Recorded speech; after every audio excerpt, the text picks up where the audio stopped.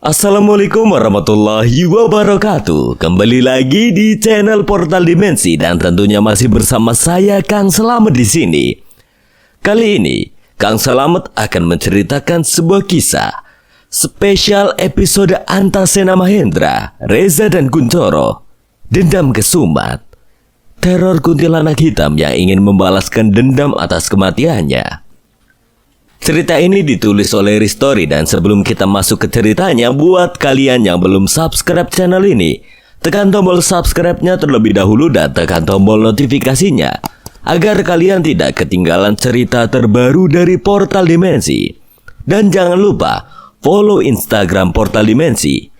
Gak usah berlama-lama lagi, langsung saja kita masuk ke ceritanya. Spesial episode Antasena Mahendra, Reza dan Kunchoro, Dendam Kesumat.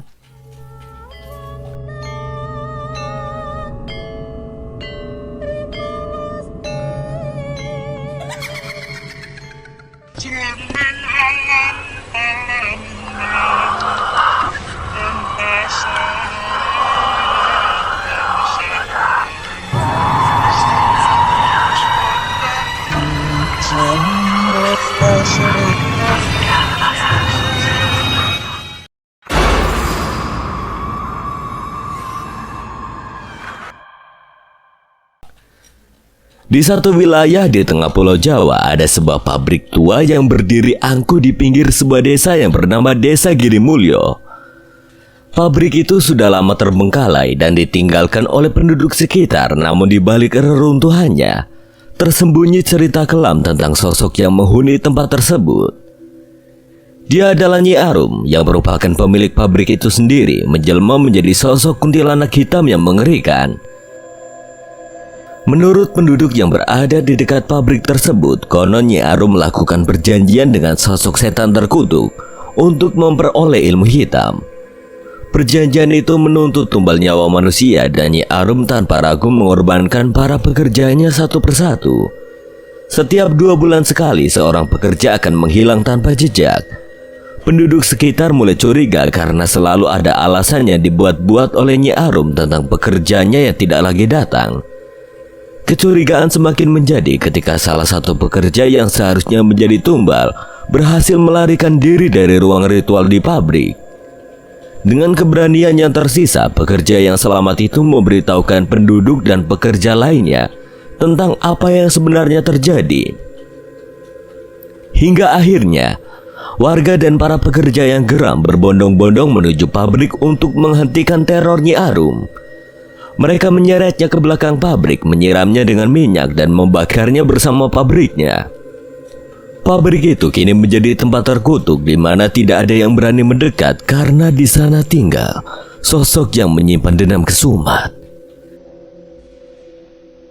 Di satu pagi yang cerah di pinggir kota kecil, seorang pengusaha sukses bernama Bos Arman sedang berdiri di depan sebuah pabrik tua yang sudah terbengkalai. Bos Arman adalah seorang pengusaha yang ambisius dan memiliki visi besar untuk mengembangkan bisnis tekstilnya. Dengan keyakinan tinggi, ia memandang pabrik tua itu dengan mata penuh harapan. Di sampingnya berdiri Mas Paijo, asisten setianya yang sudah lama bekerja dengannya dan sangat mengenal wilayah tersebut. Paijo, tempat ini memiliki potensi besar jika kita bisa menghidupkan kembali pabrik ini. Kita tidak hanya akan menghasilkan keuntungan besar, tapi juga membantu ekonomi desa ini. Benar-benar bos, Desa Girimulyo ini membutuhkan pekerjaan dan sumber daya. Menghidupkan kembali pabrik ini akan sangat bermanfaat bagi mereka. Memangnya pemilik pabrik itu benar-benar sudah tidak ada, Jo? Sudah tidak ada, Pak. Sekarang yang ngurus hak dari pabrik itu warga desa setempat, Pak. Gitu ya. Ya sudah, kita temui langsung saja.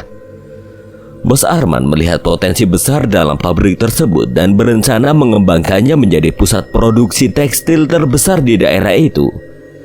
Dengan ditemani oleh asistennya, Bos Arman tiba di Desa Girimulyo untuk membicarakan rencana pembelian pabrik dengan kepala desa dan para tokoh masyarakat setempat. Paijo sudah membuat janji pada mereka semalam untuk membicarakan mengenai pabrik terbengkalai itu. Mereka berkumpul di balai desa yang sederhana, duduk di kursi kayu yang sudah mulai lapuk oleh waktu. Kepala Desa Giri Mulyo, Pak Hartono, menyambut kedatangan Bos Arman dengan senyuman ramah. Bersamanya beberapa tokoh desa juga hadir menunggu untuk mendengarkan maksud dan tujuan dari kunjungan Bos Arman. Selamat datang Pak Arman, monggo silakan duduk. Terima kasih Pak Hartono. Bos Arman dan Pak Ijo melempar senyum pada tokoh desa lainnya. Mereka semua berdiri seraya melempar senyum ramah dan anggukan kecil kepadanya. Mereka segera duduk untuk menjelaskan tujuannya mengenai pabrik terbengkalai itu. Bagaimana Pak Arman? Tolong jelaskan maksudnya dengan datang ke sini, agar yang lainnya bisa mendengarnya juga. Bapak-bapak, tujuan kami ke sini karena kami sangat tertarik dengan pabrik tua di desa ini dan ingin membeli serta mengembangkannya menjadi pabrik tekstil. Kami yakin ini juga akan membawa manfaat besar bagi desa jika berkenan untuk menjualnya pada kami. Bos Arman yang duduk di sebelah Pak Ijo mengangguk setuju. Dia tahu betul bahwa rencana ini bisa memberikan banyak keuntungan bagi kedua belah pihak. Namun ada satu hal penting yang perlu mereka bicarakan lebih lanjut. Pak Kepala Desa, Pak Hartono, kami memahami bahwa hak milik pabrik tersebut saat ini berada di tangan penduduk desa karena tidak ada yang tahu siapa pemilik aslinya.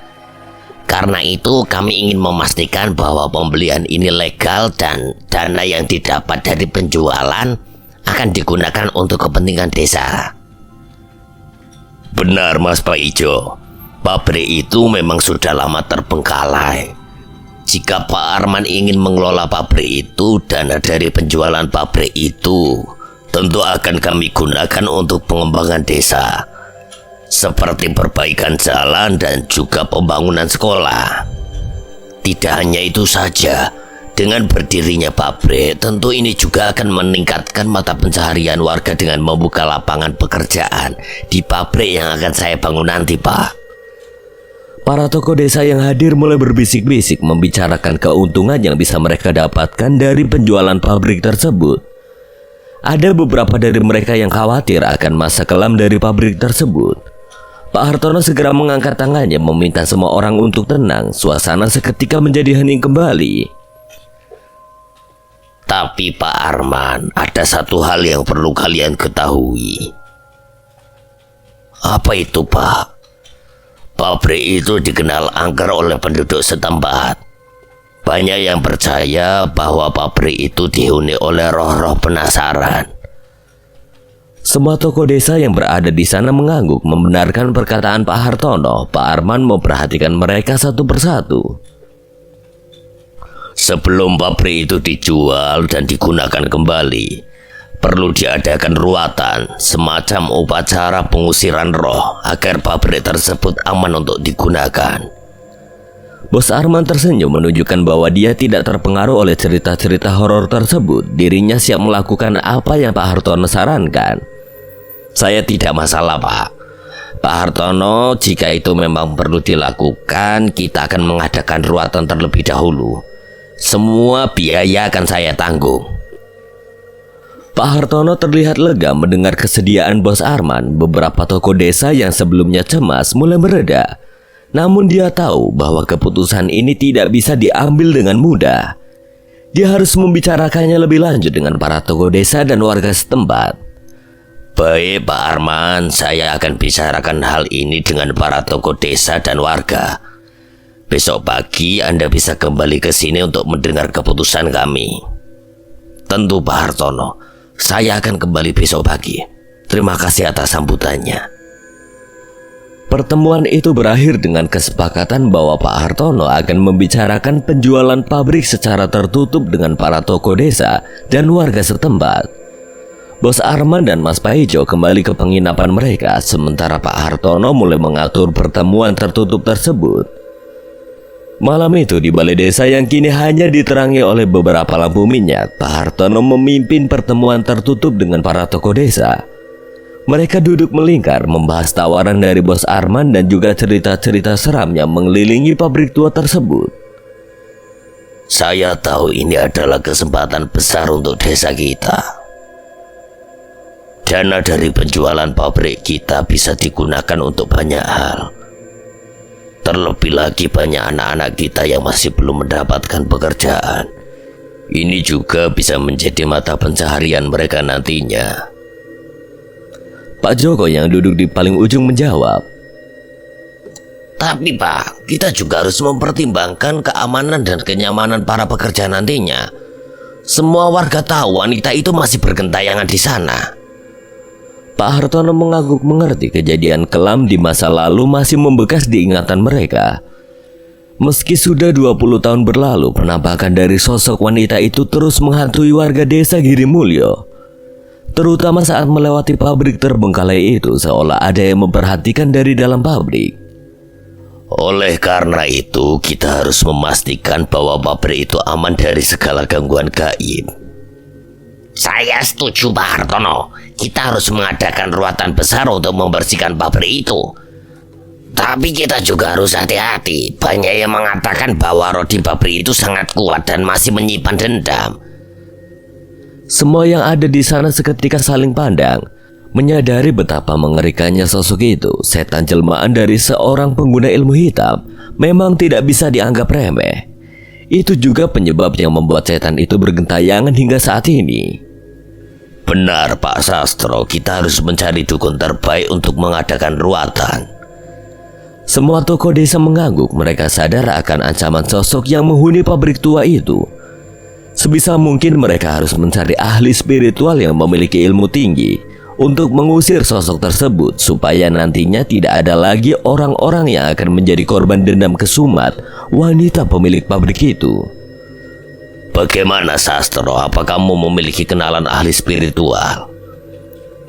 Sastro terdiam. Semua orang menatap ke arahnya penuh harap. Tidak lama kemudian terlintas di benaknya nama satu dukun dari desa sebelah.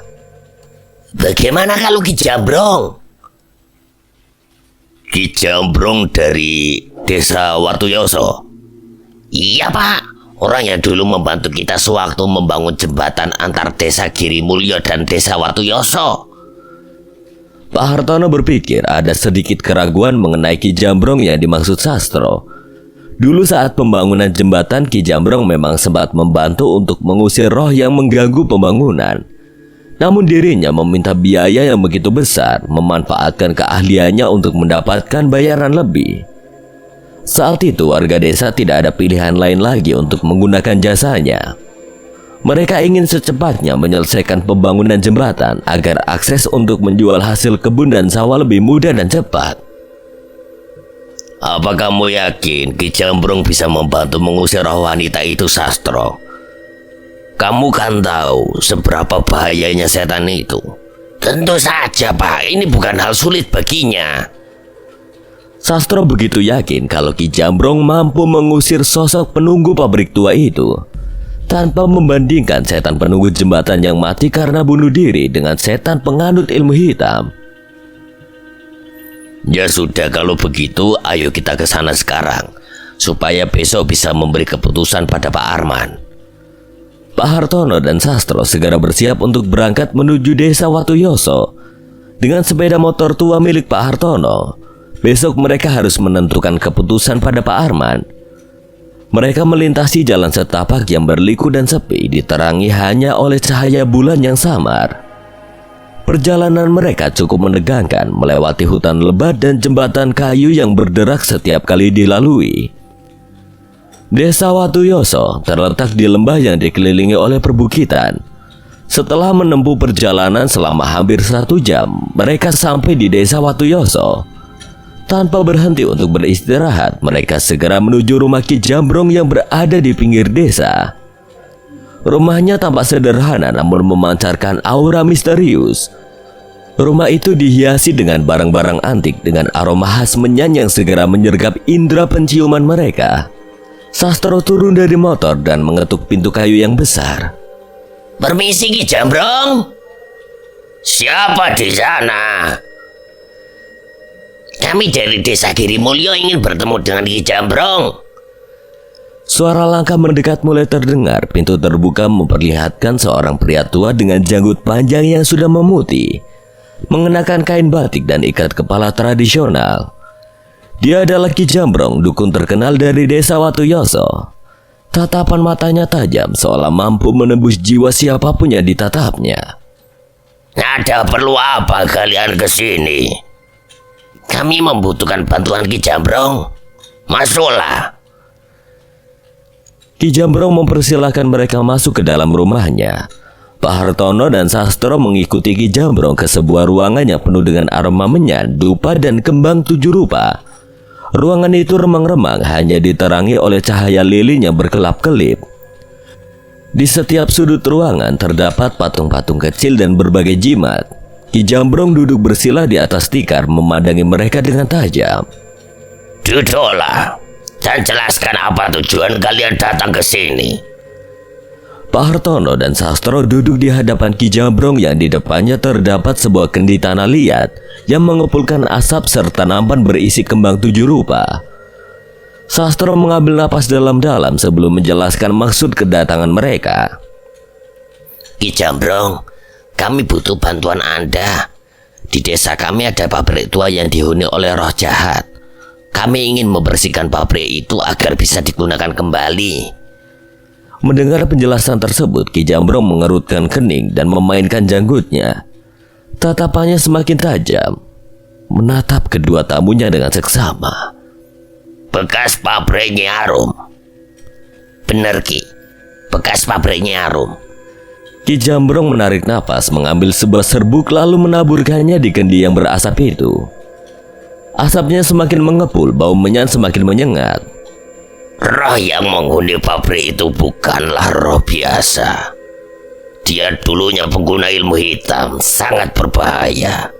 Tidak mudah untuk mengusirnya. Jadi, apa yang harus kita lakukan, Ki? Apa Ki Jambrong punya cara agar bisa mengusirnya? Ki Jambrong terdiam sejenak sebelum menjawab dengan nada yang serius namun licik. Saya bisa membantu, tapi saya tidak bisa melakukannya sendiri.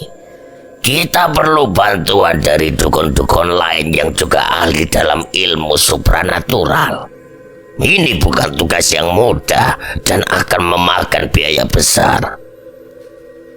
Berapa biayanya, Ki? 100 juta. Itu adalah bayaran yang layak untuk 10 orang seperti saya. Jika kalian setuju, saya akan segera mulai persiapan, memanggil orang-orang yang memiliki kemampuan seperti saya. Pak Hartono dan Sastro terdiam sejenak mencerna informasi yang baru saja mereka dengar. Biaya yang diminta sangat besar, namun keselamatan para pekerja dan keberhasilan ruatan lebih penting. Apa memang harus sebesar itu, Ki, biayanya? Kalian coba cari dukun lain saja yang mampu menghadapi kuntilanak hitam itu. Tidak ada pilihan lain, mereka tidak memiliki kenalan lagi yang memiliki kemampuan seperti Ki Jambrong. Namun Pak Hartono harus menanyakannya terlebih dahulu pada Pak Arman. Kalau begitu, saya izin keluar sebentar, Ki, untuk menelpon orang yang ingin mengadakan ruatan di pabrik itu. Pak Hartono beranjak keluar rumah, mengeluarkan gawainya untuk memberikan informasi mengenai biaya yang dipinta Ki Jambrong untuk melakukan ruatan. Berharap Pak Arman menerimanya demi keselamatan bersama. Pak Arman, saya sudah berbicara dengan dukun yang akan melakukan ruatan. Biayanya sekitar 100 juta rupiah untuk 10 orang dukun. 100 juta? Itu jumlah yang besar, Pak Hartono. Dukun itu mengatakan bahwa pabrik tua tersebut dihuni oleh sosok yang sangat kuat. Jika kita hanya menggunakan beberapa dukun saja, tidak akan cukup dan bisa membahayakan para pekerja nantinya. Dengan 10 orang dukun, kita bisa memastikan bahwa ruatan berjalan lancar dan pabrik aman untuk digunakan. Mendengar penjelasan tersebut, Bos Arman berpikir sejenak. Dia tahu bahwa keamanan para pekerjanya adalah yang utama. Baiklah Pak Hartono, asalkan para pekerja bisa bekerja dengan aman dan nyaman, saya akan menerima biaya tersebut. Baik Pak, kalau begitu besok kita akan langsung adakan acara ruatan di pabrik. Pak Hartono menutup teleponnya. Ia masuk kembali ke dalam ruangan Ki Jambrong untuk menyampaikan keputusan dari Pak Arman. Baik Ki, kami siap membayar biayanya. Kami berharap sosok-sosok yang menghuni pabrik itu dapat diusir dari sana, supaya tidak ada yang menjadi korban dendamnya Arum. Besok saya dan yang lainnya akan ke sana untuk meruat pabrik itu. Malam itu, setelah percakapan dengan Ki Jambrong, Pak Hartono dan Sastro kembali ke desa Girimulyo dengan perasaan campur aduk. Mereka tahu bahwa langkah berikutnya akan menentukan masa depan desa mereka. Keesokan harinya mereka akan memberikan kabar pada warga desa tentang keputusan Bos Arman dan mempersiapkan segala sesuatu untuk ruatan besar yang akan dilaksanakan. Pagi itu, suasana di desa Girimulyo terasa berbeda. Udara segar pagi bercampur dengan rasa tegang dan antisipasi. Di depan pabrik tua yang terbengkalai, Bos Arman, Pak Hartono, para tokoh desa, dan warga sudah berkumpul. Mereka menunggu kedatangan Ki Jambrong dan rombongannya. 10 orang berpakaian serba hitam yang akan melakukan ruatan yang mengusir roh jahat dari pabrik tersebut. Tak lama kemudian, 10 orang berpakaian hitam muncul dari kejauhan. Mereka dipimpin oleh Ki Jambrong yang dikenal sebagai dukun sakti dari desa Watuyoso. Para dukun tersebut mengenakan berbagai jimat yang melingkar di leher dan pergelangan tangan mereka. Ki Jambrong mendekati Pak Hartono yang berdiri bersama Bos Arman dan Mas Paijo. Sebuah amplop tebal tergenggam di tangan Pak Ijo, siap untuk diberikan sebagai pembayaran atas jasa Ki Jambrong dan rombongannya. Pak Hartono menyambut para ahli spiritual itu dengan ramah. Selamat datang Ki Jambrong. Terima kasih telah datang untuk membantu kami. Ini adalah tugas yang berat, tapi kami siap melakukannya. Pak Ijo kemudian menyerahkan amplop coklat tebal itu pada Ki Jambrong. Ki Jambrong menerima amplop tersebut dengan anggukan kepala dan senyum puas. Terima kasih atas kepercayaannya. Mari kita mulai ruatan ini. Para dukun mulai mengeluarkan berbagai perlengkapan yang mereka bawa. Mereka menyiapkan kendi berisi air suci, kemenyan, berbagai jenis bunga, dan benda-benda keramat lainnya. Ki Jambrong mengambil kendi yang berisi air suci dan memimpin doa, mengucapkan mantra-mantra kuno dengan suara yang bergetar penuh kekuatan. Pak Hartono, tolong buka gerbang besar berkarat itu. Pak Hartono dengan bantuan beberapa warga berusaha membuka gerbang besar pabrik yang sudah lama tidak disentuh. Dengan suara berderit yang menakutkan, gerbang itu akhirnya terbuka. Angin tiba-tiba berhembus kencang, membuat bulu kuduk mereka meremang. Ki Jambrong dan rombongannya berdiri menghadap pabrik tua itu dengan tatapan serius. Mereka saling berpandangan sejenak. Lalu Ki Jambrong mengangguk memberi isyarat untuk masuk ke dalam. Sementara itu Pak Hartono dan yang lainnya hanya bisa menunggu di depan pabrik, menahan nafas dalam ketegangan. Dalam langkah mantap, Ki Jambrong dan para dukun mulai mengelilingi pabrik. Mereka membaca mantra sambil menaburkan air suci di sepanjang jalan yang mereka lewati. Asap kemenyan mengepul dari kendi yang dibawa oleh salah satu dukun, memenuhi udara dengan aroma yang khas dan mistis. Setiap sudut pabrik disirami dengan air suci dan diberi bunga 7 rupa. Simbol perlindungan dan pengusiran roh jahat. Ki Jambrong memastikan setiap detail dilakukan dengan tepat. Tidak ada sudut yang terlewatkan. Mereka menempatkan beberapa benda keramat di berbagai titik yang diyakini sebagai penangkal roh jahat. Saat mereka mencapai satu lorong yang tampak lebih gelap dan menyeramkan daripada yang lainnya, Ki Jambrong merasakan energi hitam yang begitu kuat dari ujung lorong tersebut. Semua ahli spiritual yang bersamanya juga tertegun merasakan kehadiran sesuatu yang sangat kuat dan jahat. Ki Jambrong, apa yang kita lakukan sekarang? Kita tidak perlu ke sana. Buat saja pagar kayu di depan lorong itu.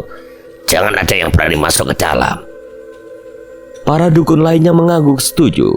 Mereka mulai membaca mantra dengan lebih intens, menaruh kendi berisi air suci di depan lorong, sambil menaburkan kembang 7 rupa di sekitarnya.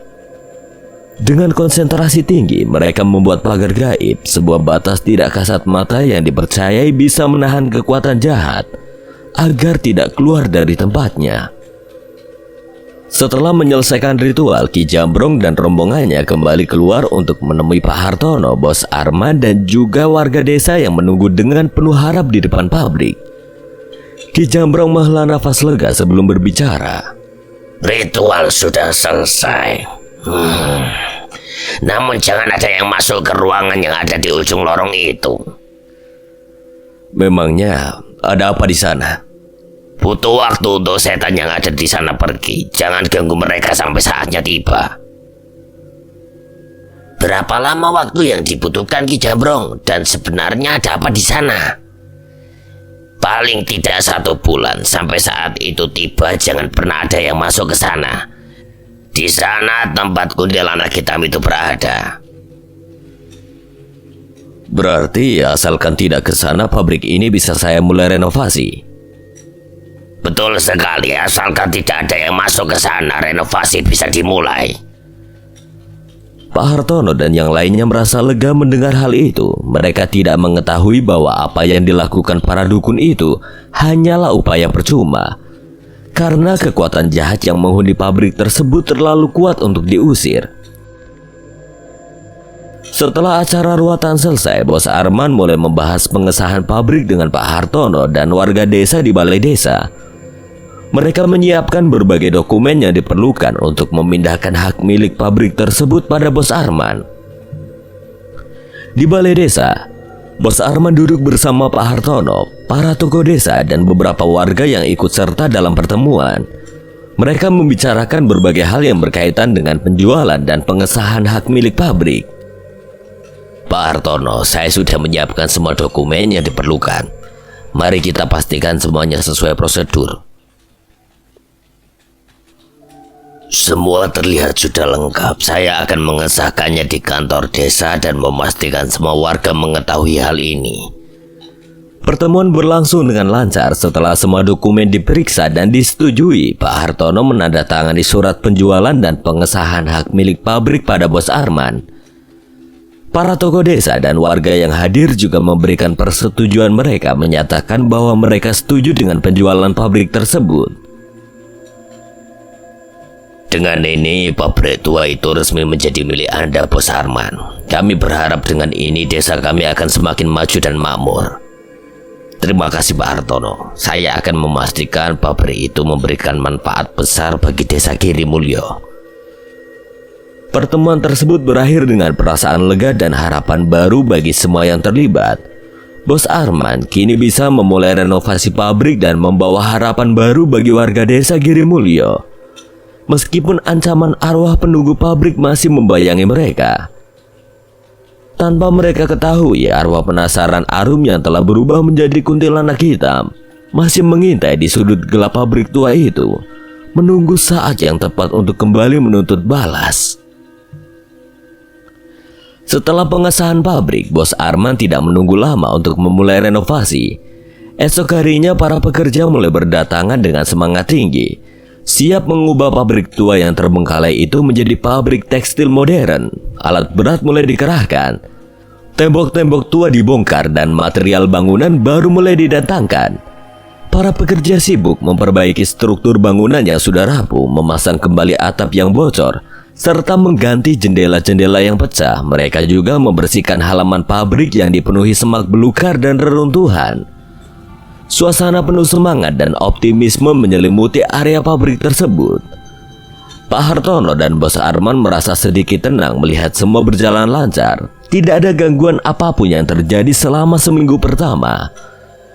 Mereka beranggapan bahwa rencana ruatan yang dilaksanakan oleh Ki Jambrong dan rombongannya berhasil mengusir roh jahat dari pabrik tersebut. Namun ketenangan itu tidak berlangsung lama. Juki, salah satu pekerja bangunan yang bertugas pada malam hari, mulai merasa penasaran dengan lorong yang dilarang untuk dimasuki. Desas-desus tentang larangan tersebut membuat rasa ingin tahunya semakin besar. Malam itu ketika Juki dan Jamal rekannya sedang bekerja, mereka melewati depan lorong yang dilarang untuk dimasuki. Juki berhenti di depan lorong, matanya terpaku ke ujung lorong yang gelap. Juki, ayo lanjut kerja, jangan lama-lama di sini. Jamal merasa tidak nyaman. Juki mengangguk, tapi matanya tetap terarah ke ujung lorong, seperti ada seseorang yang melambaikan tangan ke arahnya, memanggilnya untuk mendekat. Juki merasa tubuhnya bergerak dengan sendirinya menuju lorong itu, namun tiba-tiba Jamal menepuk bahunya, membuatnya tersadar. Kau kenapa, Juk? Ayo kembali kerja. Iya, ayo kita lanjut. Namun rasa penasaran Juki tidak hilang begitu saja. Saat waktu istirahat, lagi-lagi Juki melihat seorang wanita melambaikan tangan ke arahnya dari ujung lorong. Wanita itu tampak memasuki lorong gelap tersebut. Jamal saat itu sedang pergi ke toilet, meninggalkan Juki sendirian. Juki merasa hasrat yang kuat untuk mengikuti wanita itu. Tepat saat berada di depan lorong, ia merasakan dorongan kuat untuk memasuki lorong tersebut, dan modal cahaya senter di helmnya, Juki berjalan memasuki lorong gelap. Apakah ada orang di sini? Suara Juki bergema di sepanjang lorong, namun tidak ada jawaban. Ketika Juki sampai di ujung lorong, ia melihat sebuah pintu yang terbuka yang mendekat dan memastikan ruangan apa itu. Di dalam ruangan tersebut sangat gelap, bau anyir darah membuat Juki menutup hidungnya. Ia memasuki ruangan itu, menyenteri setiap sudut dengan hati-hati. Ruangan tersebut dipenuhi barang-barang aneh, bekas ritual yang sudah benar-benar termakan usia. Ada lilin-lilin yang sudah meleleh, sisa-sisa kemenyan, dan benda-benda keramat lainnya yang tampak menyeramkan. Di sudut ruangan, pandangan Juki tertuju pada sebuah patung wanita yang sedang membentangkan selendang. Patung itu terlihat sangat tua dan menyeramkan, dengan beberapa tengkorak manusia di depannya. Tiba-tiba pintu ruangan terbanting tertutup, membuat Juki terkejut. Ia segera berlari mencoba membuka pintu, namun tidak bisa. Ia ingin berteriak, tapi tenggorokannya terasa tercekat, tidak bisa mengeluarkan suara. Suara tawa melengking seorang wanita menggema di ruangan itu. Suara kuntilanak yang membuat siapapun bergidik ngeri. Juki celingukan mencari dari mana suara itu berasal. Namun tidak ada apapun di sana ketika Juki mendongakkan kepala. Tubuhnya seketika lemas, keringat membasahi pelipisnya. Kakinya gemetar, tidak mampu menahan diri untuk tetap berdiri. Ia jatuh berlutut di tanah, tubuhnya terasa kaku. Kuntilanak hitam itu muncul dari atasnya, melayang di udara sambil tertawa menyeramkan. Wajahnya pucat dengan mata merah menyala, rambutnya panjang dan acak-acakan. Ia mengenakan gaun hitam yang kotor dan berlumuran cairan hitam. Sosoknya benar-benar menyeramkan, membuat Juki tidak mampu bergerak. Energi yang berada di tubuh Juki terserap oleh kuntilanak hitam itu, membuatnya tidak mampu berbuat apa-apa. Ia hanya bisa pasrah saat tubuhnya semakin lemas dan akhirnya tidak sadarkan diri. Keesokan harinya, para pekerja histeris warga desa berdatangan untuk melihat apa yang terjadi. Mereka menutup mulut dengan tatapan ngeri melihat seonggok mayat yang tertancap besi bangunan. Itu adalah mayat Juki yang ditemukan dalam kondisi mengenaskan. Pihak berwajib segera datang dan meminta keterangan dari para pekerja serta pemilik pabrik, yaitu Bos Arman. Setelah dilakukan penyelidikan, tidak ada indikasi pembunuhan atau hal-hal yang disengaja. Juki dianggap mati karena kelalaiannya sendiri. Pembangunan pabrik terhenti karena kasus kematian Juki. Pak Arman, Pak Ijo, dan Pak Hartono kembali berdiskusi membicarakan apakah ini ada sangkut pautnya dengan kuntilanak hitam penunggu pabrik itu. Sebenarnya apa yang terjadi pada Juki, Pak? Bos Arman menggeleng, memegang kepalanya yang terasa pusing dengan apa yang terjadi. Entahlah, dari kesaksian seorang pekerja bernama Jamal, sebelumnya Juki sempat ingin masuk ke lorong yang dilarang itu, tapi belum sempat karena ditahan olehnya. Apa mungkin karena penasaran Juki kembali ke sana seorang diri? Saya tidak tahu. Tapi kita harus mencari solusinya jika memang itu terjadi. Coba kita tanyakan pada Ki Jambrong. Pak Hartono mengangguk. Mereka juga memutuskan untuk meminta penjelasan dari Ki Jambrong. Namun Ki Jambrong tidak ingin bertanggung jawab atas apa yang terjadi. Saya sudah beri peringatan sebelumnya. Kalian sendiri yang melanggar peringatan itu. Saya tidak bisa membantu lagi. Pak Hartono dan Bos Arman merasa kecewa, tapi mereka tahu bahwa Ki Jambrong tidak bisa disalahkan sepenuhnya. Sebelumnya memang Ki Jambrong sudah memperingatkan mereka, mau tidak mau mereka harus mencari cara lain untuk menyelesaikan masalah ini. Pak Ijo yang melihat bosnya pusing mencoba mencari solusi. Pak Arman, saya punya kenalan di Gunung Kidul. Mungkin dia tahu apa yang terjadi dan bisa membantu kita menyelesaikan masalah ini. Apa kenalanmu itu mampu untuk berhadapan dengan kuntilanak hitam itu? Pak Ijo mengangguk, wajahnya terlihat serius, keyakinan terpancar di matanya. Saya yakin dirinya bisa menghadapi kuntilanak hitam itu. Saya minta izin untuk menghampirinya ke sana, Pak. Baiklah Jo, saya izinkan. Saya sangat berharap temanmu bisa mengungkap dan menuntaskan misteri yang ada di pabrik ini. Pak Ijo mendapatkan izin dari Bos Arman untuk mengunjungi kenalannya di Gunung Kidul. Ia berangkat dengan harapan besar, berharap temannya bisa memberikan solusi atas misteri yang ada di pabrik itu. Di sebuah desa di pelosok Gunung Kidul, dua orang pria tampak sedang mengayuh sepeda dengan keranjang di belakangnya yang dipenuhi ayam dan entok. Di tengah senja yang mulai turun, pemandangan desa itu begitu indah dengan langit yang berwarna orange keemasan. Reza, seorang pemuda yang duduk di belakang sepeda, menikmati senja sore di sawah yang mereka lewati. Dia duduk santai di antara keranjang-keranjang ternak sambil sesekali mengangkat tangannya untuk merasakan angin sore yang sejuk. Ayo terus, Coro! Kuncoro yang mengendarai sepeda mendengus kesal. Meski begitu, dirinya masih tetap mengayuh sekuat tenaga. Kuncoro, awakmu mambu entok Kuncoro yang mengayuh sepedanya dengan berat sudah dalam keadaan sesak nafas, keringat bercucuran membasahi baju dan ketiaknya. Ia menghentikan laju sepedanya dengan nafas yang memburu dan tangan yang ditaruh di pinggang Kuncoro menoleh ke belakang. Jangkrik kamu ya, kamu enak-enakan di belakang sementara aku yang kerja keras di sini. Hehehe.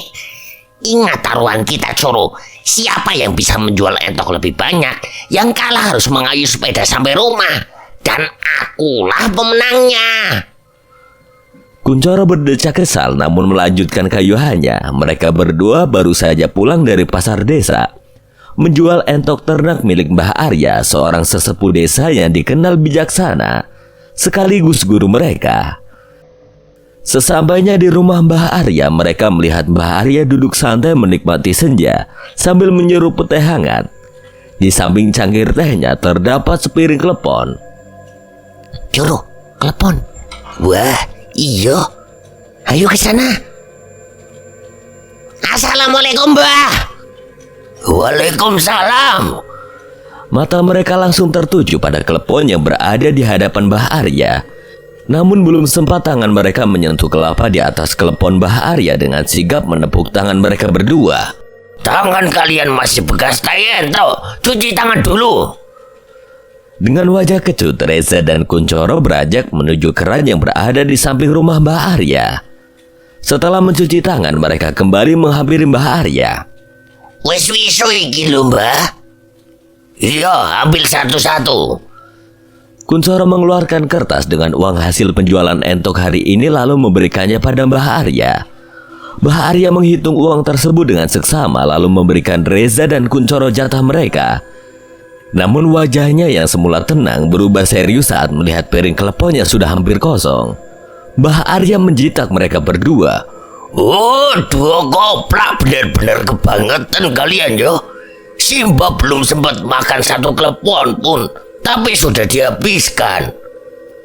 Reza dan Kuncoro mengelus kepala mereka yang kena jitak Mbah Arya dengan mulut yang masih penuh dengan klepon. Lapar, Mbah, tadi belum sempat makan. Jatah kalian Simba potong 10.000 untuk ganti klepon yang kalian makan. Suara langkah kaki terdengar dari dalam rumah. Uti datang dari belakang membawa teko berisi air, 2 gelas dan 1 piring klepon lagi. Melihat itu, Reza dan Kuncoro segera berdiri. Mbah Arya dengan sigap menampang piring isi klepon tersebut, tidak ingin kecolongan lagi, lalu hanya memberikan Reza dan Kuncoro air saja. Ini jatah Simba, kalian minum saja. Uti menatap bingung pada mereka, hanya bisa tersenyum dan menggelengkan kepala sebelum masuk kembali ke dalam rumah. Reza dan Kuncoro meminum air yang diberikan Uti. Mereka duduk kembali di teras memperhatikan Mbah Arya makan klepon dengan piring yang digenggam dengan erat. Mbah, kenapa kami disuruh jual entok terus? Padahal niat kami ingin berlatih ilmu bela diri biar bisa seperti Mahendra dan Aswan. Ini bagian dari latihan. Melatih kesabaran dan rasa syukur akan hasil yang diterima dari penjualan. 2 bulan lalu, Reza dan Kuncoro meminta Mbah Arya untuk melatih mereka ilmu bela diri dan beberapa amalan agar tidak menjadi beban ketika dalam keadaan genting. Mereka merasa yakin dengan niat baik mereka dan Mbah Arya pun menerimanya. Selama 2 bulan itu, mereka benar-benar digembleng oleh Mbah Arya. Selain latihan fisik, mereka juga diajarkan ilmu agama. Mbah Arya menyuruh mereka untuk selalu melaksanakan sholat 5 waktu dan mengaji dengan benar sebelum nantinya diajarkan beberapa amalan untuk menjaga diri. Tidak hanya itu, mereka juga diajari untuk mengendalikan rasa takut dengan membuka kedua mata batin mereka. Mbah Arya mengajarkan mereka untuk melihat sosok-sosok tak kasat mata di setiap tempat yang mereka lalui. Kini, mereka sudah sedikit terbiasa ketika melihat sosok-sosok kuntilanak atau pocong. Kalian kuasai amalannya sudah Simba ajarkan. Kendalikan rasa takut kalian dengan apa yang kalian hadapi. Setan akan menjadi lebih kuat ketika menyerap energi rasa takut kalian. Mbah Arya menjelaskan pada mereka mengenai sebuah amalan yang diajarkan olehnya beberapa minggu lalu. Reza dan Kuncoro sejak berlatih dengan Mbah Arya sudah sedikit berbeda dari sebelumnya. Tapi Mbah, memang amalannya Simba ajarkan itu bisa untuk melukai makhluk gaib. Dari namanya saja sudah aneh, tidak seperti Mahendra dan Asta. Kamu jangan meremehkan ajian Watu Roso. Buto sekalipun juga dapat merasakan sakit apabila diserang dengan ajian itu. Reza dan Kuncoro saling pandang, sedikit tidak percaya dengan apa yang dikatakan oleh Mbah Arya. Mereka tahu Mbah Arya senang sekali mengelabui mereka. Jika nantinya berhadapan dengan Buto dan mereka menggunakan ajian itu tapi tidak berdampak apapun, Reza dan Kuncoro takut malah akan membuat setan itu marah dan mereka menjadi santapannya. Apa sehebat itu ajian Watu Roso, Mbah? Mbah Arya mengangguk lalu menyuap satu klepon lagi ke mulutnya. Tapi kenapa Simba tidak mengajarkan ke Mahendra dan Asta juga? Jika ajian itu termasuk ajian kuat, Kuncoro heran mengapa Mbah Arya tidak mengajarkan ilmu itu pada Mahendra dan Aswan. Seharusnya mereka juga bisa melakukannya lebih baik dari mereka berdua. Ajian itu adalah ajian yang Simba ciptakan sewaktu masih mengembara. Simba sengaja tidak ingin mengajarkan kepada mereka karena tidak pantas dengan kekuatan besar mereka berdua. Ajian ini lebih cocok dikuasai oleh orang seperti kalian. Suara gema azan maghrib berkumandang. Mbah Arya menaruh piring klepon di meja, menghentikan kegiatannya sejenak, mendengarkan suara azan hingga selesai, namun masih dalam keadaan memperhatikan pergerakan Reza dan Kuncoro. Takut kecolongan lagi. Kalian bersih-bersih dulu lalu sholat. Reza dan Kuncoro mengangguk lalu berdiri. Mereka beranjak ke belakang untuk bersih-bersih. Mbah Arya menyeruput tehnya melihat dirinya sedang lengah. Reza dan Kuncoro dengan cepat menyomot klepon milik Mbah Arya lalu lari ke belakang. Awas kalian ya! Mbah Arya beranjak ke belakang untuk melaksanakan sholat maghrib. Suasana di sekitar rumah menjadi tenang dengan langit senja yang mulai gelap. Selesai sholat, Mbah Arya kembali ke teras rumah sambil menyeruput teh hangat. Reza dan Kuncoro sibuk menaruh entok dan ayam yang belum laku kembali ke kandang, sekaligus memberi makan mereka. Suasana halaman rumah penuh dengan aktivitas ringan yang rutin mereka lakukan. Tiba-tiba, sebuah mobil sedan putih berhenti di depan rumah Mbah Arya. Suasana yang tadinya tenang berubah menjadi tegang dan penasaran. Seorang pria turun dari mobil dan mengucapkan salam di depan gerbang rumah Mbah Arya. Assalamualaikum. Mbah Arya melihat itu, segera menghampiri ke gerbang. Wajahnya menunjukkan ekspresi bingung dan penasaran. Waalaikumsalam, siapa ya? Pak Ijo dari Desa Rawasukmo, Mbah. Wajah Mbah Arya berubah seketika dari bingung menjadi terkejut dan bahagia. Ia tidak menyangka melihat Pak Ijo yang dulu ia tolong sudah tumbuh dewasa. Walah Jojo, kamu udah besar yo. Yo masa cilik terus toh, Mbah? Yo wes ayo masuk, parkirkan mobilmu di dalam saja. Pak Ijo memarkirkan mobilnya di dalam rumah, lalu mengikuti Mbah Arya menuju teras. Reza dan Kuncoro memperhatikan tamu yang datang sambil terus merapikan kandang. Siapa itu, Coro? Ya udah tahu no. Wes selesaiin ini dulu. Mbah Arya duduk di kursi kayu di teras dan Pak Ijo duduk di sebelahnya. Mbah, saya tidak menyangka bisa bertemu lagi dengan Mbah. Terima kasih banyak atas bantuan Mbah dulu. Sudah lama sekali, Yojo. Bagaimana keadaan Desa Rawasukmo sekarang? Desa kami sudah berkembang, Mbah. Jalan akses ke desa sudah bisa dilalui dengan mudah. Itu semua berkat Mbah Arya. Kalau saja dulu Mbah tidak menolong desa kami, mungkin Desa Rawasukmo sudah tidak ada lagi. Ini semua karena Gusti Allah, Jo. Bukan karena saya. Sewaktu masih mengembara, Mbah Arya pernah mengunjungi Desa Rawasukmo yang terkena kutukan dari sosok mengerikan. Warga desa dipaksa menyiapkan tumbal tiap tahunnya oleh padepokan penganut ilmu hitam. Namun kedatangan Mbah Arya mengubah segalanya. Ia berhasil mengalahkan setan yang memberikan kutukan dan pimpinan padepokan tersebut. Sejak saat itu, desa menjadi aman hingga kini. Jadi ada apa kamu datang kemari, Jo? Mbah, perusahaan tempat saya bekerja sekarang ingin mengembangkan usaha di pabrik terbengkalai di Desa Girimulyo, Mbah. Namun proyek ini terhambat karena ada korban. Salah satu pekerja bangunan yang merenovasi pabrik tewas mengenaskan. Lalu apa urusannya denganku? Pabrik itu sebelumnya dimiliki oleh seorang pengguna ilmu hitam. Dia selalu meminta tumbal sehingga warga desa akhirnya membakar pabrik bersama dirinya. Namun arwah wanita itu masih bergentayangan hingga sekarang, membalaskan dendam atas kematiannya. Saya mendengar cerita ini dari Pak Hartono, kepala desa setempat. Mbah, kami butuh bantuan Mbah untuk mengusir roh wanita itu agar tidak ada korban jiwa lagi. Mbah Arya terdiam sejenak memainkan janggutnya sambil berpikir. Reza dan Kuncoro datang sambil berucap bahwa ayam dan entok sudah dikandangkan. Mereka ingin masuk ke dalam rumah, namun Mbah Arya menghentikan mereka dan menyuruh mereka mendekat. Ada apa, Mbah? Ada tugas sekaligus latihan untuk kalian. Reza dan Kuncoro saling pandang mendengar kata latihan, membuat mereka bersemangat. Latihan apa, Mbah? Kalian pergi ke Desa Girimulyo untuk mengusir roh wanita yang menghuni pabrik tua di sana. Ini latihan yang nyata untuk kalian. Kalian harus menggunakan semua ilmu dan amalan yang sudah Simbah ajarkan. Reza dan Kuncoro terlihat ragu, namun tetap menghormati keputusan Mbah Arya. Mereka bertanya sosok apa yang harus mereka hadapi nanti. Pak Ijo yang sedang diam spontan berucap. Kuntilanak itu. Iya, cuma kuntilanak.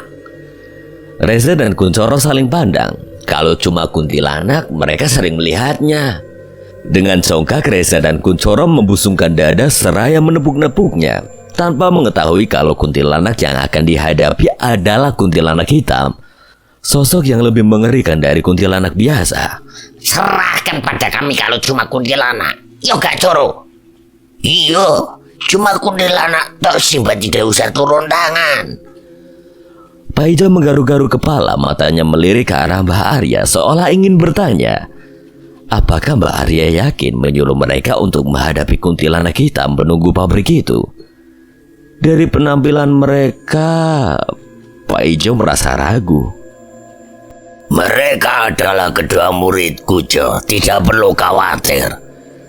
Pak Ijo sedikit tenang mendengar perkataan Mbah Arya. Mungkin penampilan mereka sedikit urakan, namun tidak bisa diremehkan begitu saja. Terlebih lagi mereka adalah murid dari Mbah Arya. Tenang Jo, kami tidak seperti yang kamu pikirkan. Paijo terkejut. Reza tahu apa yang dirinya pikirkan, membuatnya seketika semakin yakin kalau mereka bukanlah orang sembarangan. Mbah Arya menjita kepala Reza karena memanggil Paijo seenaknya. Jajo, kamu emang sudah kenalan sama dia? Ya belum Mbah, tapi tadi si Mbah panggilnya Joyo, aku ikutin aja. Nama jenengan Joshua yo Mas. Untuk kesekian kalinya Mbah Arya mengangkat kepalan tangannya mengarahkannya ke ubun-ubun Kuncoro. Paijo bukan Joshua. Mbah Arya menyuruh mereka untuk berkenalan terlebih dahulu agar tidak sok tahu mengenai Paijo, sedangkan Paijo hanya bisa tertawa. Dulu Mbah Arya juga pernah melakukan hal yang sama seperti yang dilakukan pada mereka sewaktu masih di desa Rawasukmo. Dia tahu jitakan itu adalah jitakan rasa sayang Mbah Arya pada orang terdekatnya. Setelah perbincangan ringan, Mbah Arya menyuruh Reza dan Kuncoro untuk bersiap-siap dan segera ikut Paijo menuju desa Girimulyo. Lebih baik kalian bersiap dulu, lalu segera berangkat ikut Paijo. Siap Mbah. Reza dan Kuncoro mengangguk lalu masuk ke dalam rumah untuk mempersiapkan diri. Mereka keluar dari rumah untuk berangkat dengan Mas Paijo, namun Kuncoro menolak untuk menaiki mobil. Dirinya mengeluarkan sebuah kunci dari saku celananya lalu ke ujung rumah Mbah Arya menaiki motor Honda klasik yang terparkir di sana. Kuncoro menyalakannya lalu mengendarainya ke hadapan Mbah Arya. Paijo dan Reza di depan rumah seraya berucap, Kita naik ini saja sah. Kalau Asta marah, Mbah Arya tidak tanggung loh. Berhubung Aswan dan Mahendra sedang tidak di rumah, Kuncoro tidak khawatir, dengan santai membalas. Tenang Mbah, Kuncoro yang tanggung daripada energi batinku terkuras kalau naik mobil. Alasan wae kamu Coro, bilang aja kalau nggak mau mabuk kendaraan kan. Reza menjita kepala Kuncoro namun masih menaiki motor itu di belakang. Wes, ayo makan. Mbah Arya hanya bisa menggeleng. Kamu jalan saja lebih dulu, mereka akan menyusul di belakang dengan motor Jo. Paijo mengangguk menyalami Mbah Arya lalu masuk ke dalam mobil untuk kembali ke desa Girimulyo. Reza dan Kuncoro berpamitan pada Mbah Arya. Yo wes Mbah, kami berangkat yo. Yo wes sana, si Mbah akan menyusul ke sana jika kalian sedang dalam keadaan genting. Jangan memaksa untuk melawan sosok itu. Cukup cari tahu saja siapa dia dan di mana tempatnya bersemayam. Reza dan Kuncoro mengangguk mengerti. Kuncoro mulai menyelam motor Honda klasik itu, bersiap untuk berangkat. Saat baru menancap gas, Kuncoro menghentikan laju motornya saat melihat Mbah Arya mengikuti mereka hingga depan gerbang. Ada apa lagi Mbah, kok ngintil wae? Mbah Arya menjita kepala Reza dan Kuncoro. Mereka bingung kenapa Mbah Arya tiba-tiba menjita kepalanya. Iki sarungnya si nyangkut. Reza dan Kuncoro spontan menoleh bersamaan ke arah step motor yang diinjak Reza. Sarung Mbah Arya nyangkut di sana, keinjak oleh step yang diinjak Reza. Adalah, gak ngomong Mbah. Kamunya langsung tancap gas saja tanpa melihat dulu. Ya maaf Mbah. Ya wes sana jalan. Jika melewati jembatan merah, harus berhati-hati. Ada setan mengerikan di sana. Reza dan Kuncoro mengangguk serius. Mereka akan mendengarkan apa yang dikatakan Mbah Arya. Kuncoro mulai menancap gas motor klasik itu. Desa Girimulyo hanya membutuhkan 2 jam perjalanan dari tempat mereka berdua. Reza sudah tahu arah jalan ke sana. Mereka akan melewati jembatan merah di perbatasan desa nanti, tempat yang diwaspadai oleh Mbah Arya. Mungkin setan itu benar-benar kuat sampai Mbah Arya memperingatkan mereka. Perjalanan dimulai dengan suasana yang tenang. Motor Honda klasik yang dikendarai Kuncoro melaju dengan stabil di jalan desa yang berliku. Angin malam yang sejuk menyapu wajah mereka, membawa aroma khas pedesaan yang menenangkan. Reza duduk di belakang Kuncoro, sesekali mengarahkan pandangan ke langit malam yang dipenuhi bintang. Mereka melewati jalan setapak yang dikelilingi hutan bambu. Suaranya berdesir lembut seiring angin yang berhembus. Sesekali mereka berpapasan dengan warga desa yang sedang berjalan kaki, menundukkan kepala sebagai tanda salam. Kamu yakin tahu jalan ke jembatan merah, Kroco? Tenang saja, Sa. Aku sudah sering lewat sini toh. Sekitar 1 jam perjalanan, mereka mulai mendekati perbatasan desa. Suasana semakin sunyi, hanya suara mesin motor yang terdengar. Jalanan mulai berubah menjadi berbatu, menambah tantangan dalam perjalanan mereka. Akhirnya mereka tiba di jembatan merah. Benar saja, ada sosok berambut panjang dengan memakai daster dengan motif kembang di tengah jembatan sedang duduk seorang diri. Tidak seperti kuntilanak biasanya. Sosok ini tampak lebih nyata dan mengerikan. Tatapan matanya yang tajam seolah menembus jiwa siapapun yang melihatnya. Kuncoro menghentikan motornya beberapa meter sebelum jembatan.